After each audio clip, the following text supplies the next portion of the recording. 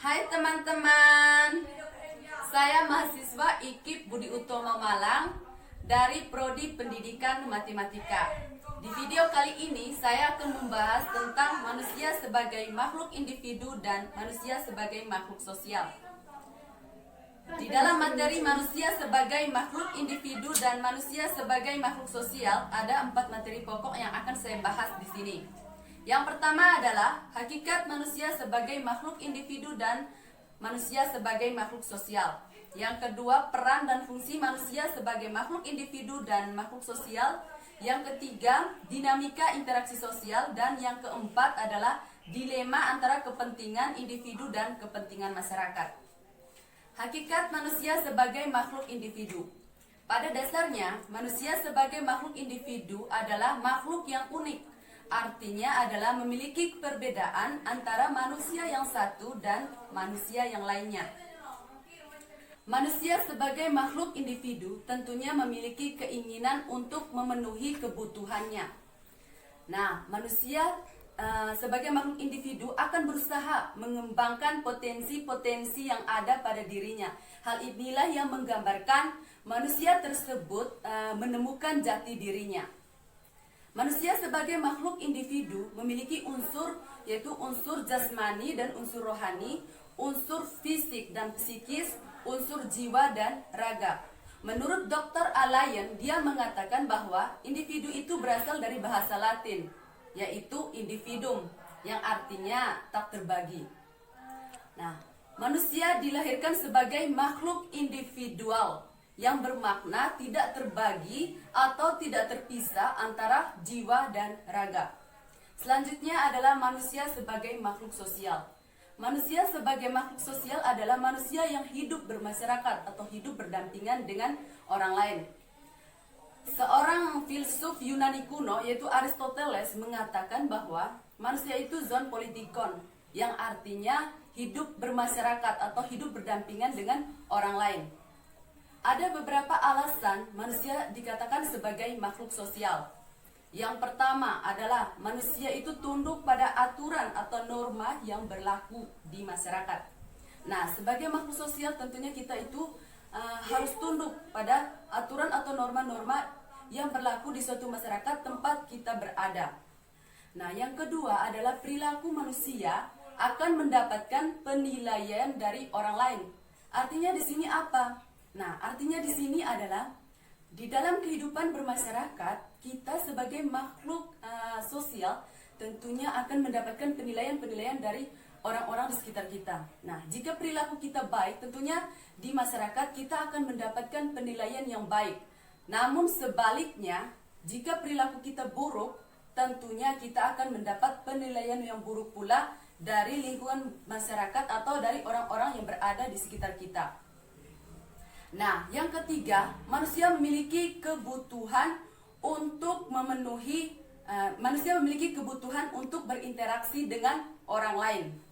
Artinya yaitu jika kita memiliki masalah misalnya, tentunya kita membutuhkan orang lain untuk berbagi cerita tentang masalah yang kita hadapi. Potensi yang selanjutnya, yang keempat, yaitu potensi manusia akan berkembang bila ia hidup di tengah-tengah manusia lain. Artinya di sini sebagai contoh, misalnya saya bisa memasak, tapi teman saya tidak bisa memasak. Teman saya bisa menjahit, tapi saya tidak bisa menjahit. Nah, di sini kita sebagai makhluk sosial saling berinteraksi atau saling membagi pengetahuan kita, sehingga di sini kita akan menambah wawasan kita. Nah, misalnya saya menambah wawasan saya di bidang menjahit, teman saya menambah wawasan yang didapatkan dari saya yaitu bisa memasak. Nah, materi pokok yang selanjutnya yaitu peran dan fungsi manusia sebagai makhluk individu dan makhluk sosial. Yang pertama, peran manusia sebagai makhluk individu. Yang pertama adalah mewujudkan harkat dan martabat yang mulia. Nah, mewujudkan harkat dan martabat yang mulia di sini maksudnya adalah manusia memiliki harkat dan martabat yang mulia yang membedakan manusia dengan makhluk lainnya. Nah, sebagai makhluk sosial, kita harus menghormati harkat dan martabat dari manusia lain.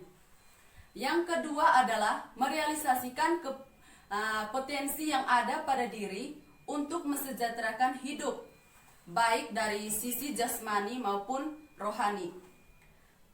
Tuhan menciptakan manusia dengan potensi-potensi yang berbeda-beda. Potensi antara manusia yang satu dan manusia yang lainnya tentu berbeda-beda. Nah, tinggal bagaimana kita menggali dan mengembangkan potensi yang ada pada diri kita untuk sehingga bermanfaat untuk diri kita dan untuk orang lain. Selanjutnya adalah mengupayakan terpenuhinya hak-hak dasar sebagai manusia. Artinya di sini manusia sebagai makhluk individu yang memiliki harkat dan martabat yang mulia akan menuntut terpenuhnya hak-hak dasarnya. Hak seperti hak hidup, hak berkreasi, dan hak untuk mengembangkan diri dan juga hak lain-lainnya. Yang keempat adalah memenuhi kebutuhan dan kepentingan untuk mensejahterakan hidup. Sebagai contoh, misalnya kita di dalam kehidupan bermasyarakat, kita bekerja untuk mensejahterakan hidup kita. Nah, dari bekerja tersebut kita memperoleh gaji. Nah, bagaimana kita mengelola gaji tersebut untuk memenuhi kebutuhan kita sehari-hari. Selanjutnya adalah peran manusia sebagai makhluk sosial. Yang pertama adalah melakukan interaksi antara sesama manusia di lingkungan masyarakat.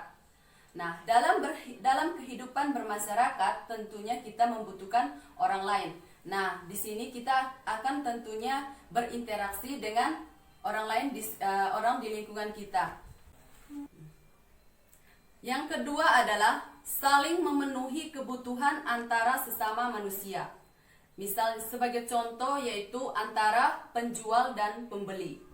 Misalnya si penjual memiliki barang yang ia jual, sedangkan si pembeli memiliki uang. Nah, di sini saling membutuhkan. Yang ketiga yaitu untuk kelompok-kelompok sosial. Di dalam kehidupan bermasyarakat tentunya kita hidup berdampingan dengan orang lain. Nah, di sini akan menciptakan kelompok-kelompok masyarakat tertentu. Sebagai contohnya itu kelompok majelis taklim dan organisasi dan kelompok persatuan-persatuan lainnya seperti remaja masjid dan lain-lain.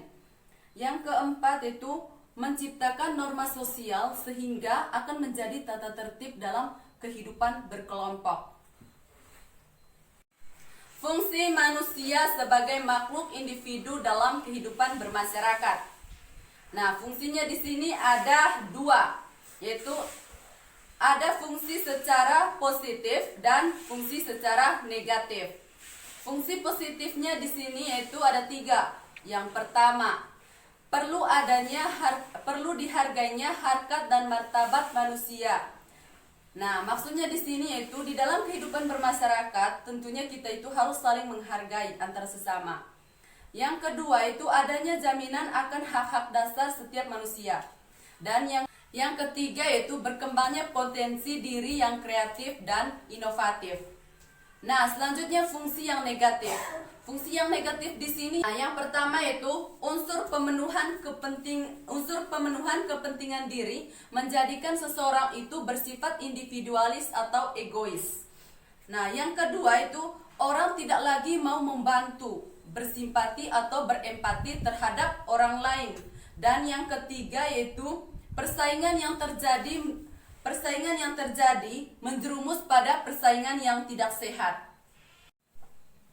Selanjutnya yang keempat yaitu dinamika interaksi sosial. Interaksi sosial adalah faktor utama dalam faktor sosial. Nah, interaksi sosial di sini memiliki ciri-ciri. Yang pertama yaitu pelakunya itu lebih dari satu orang. Yang kedua yaitu adanya komunikasi antara pelaku melalui kontak sosial. Dan yang ketiga mempunyai maksud dan tujuan tertentu. Dan yang keempat adalah adanya dimensi waktu. Selanjutnya subbab yang keempat, yaitu dilema antara kepentingan individu dan kepentingan masyarakat. Di sini ada dua pandangan, yaitu pandangan individualisme dan pandangan sosialisme. Nah, pandangan individualisme di sini mengatakan bahwa pada hakikatnya atau pada dasarnya manusia itu bersifat bebas. Nah, sedangkan pandangan sosialisme mengatakan bahwa kepentingan yang harus didahului itu adalah kepentingan masyarakat. Nah, itulah pemaparan materi saya tentang manusia sebagai makhluk individu dan makhluk sosial. Nah,